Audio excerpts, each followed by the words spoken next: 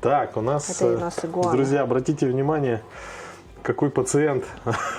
Пока сейчас ждем результаты анализов крови нашего большого питомца, переходим к необычным, экзотическим. Это игуана. Это игуана. Игуана.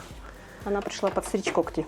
Они вообще спокойные, да? Я просто и можно погладить, да? Да, конечно. Хороший. Само спокойствие просто. Игуана, это он или она? Хорошая. Ух, только посмотрел на меня. Изучает. Все. Когти знатные. Да, И когтями царапается, поэтому мы сейчас немножко подстрижем ей коготочки. у них там Есть какая-то определенная сосудики, длина конечно, сосудики, да. да? Ну, мы будем стараться не затрагивать сосуды. Подержать, да? Давайте Да. подержу. Холодная. Кстати, Холодная, это очень же холоднокровное рептилия. животное. Вот, Не нравится? Да. Ай. Тихо. Вот видите, пальчик отсутствует один, да?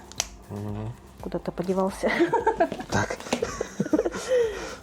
Так необычно, то есть, я вообще первый раз держу игуану в руках, она холодная, это...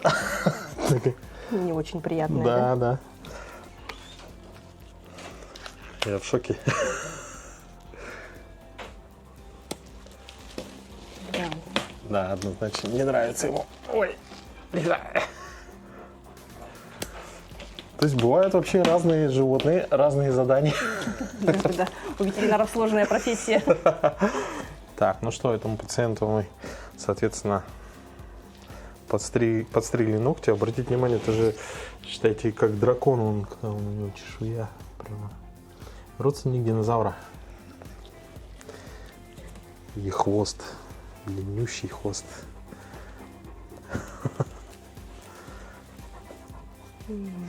А какие самые экзотические животных вам приходилось принимать в клинике? Ну вот мы дружим с зоопарком, да, и те животные, которые у них есть, в принципе, мы все их видели. А так из экзотических, когда-то в молодости были страусы, Ух ты. медвежата, рысята. А, Бизончик даже маленький был когда-то на приеме, которых привозили, такой вот небольшой совсем. Вот такие все животные, Он уже засыпает уже. Все, процедура закончена и переходим к следующему пациенту.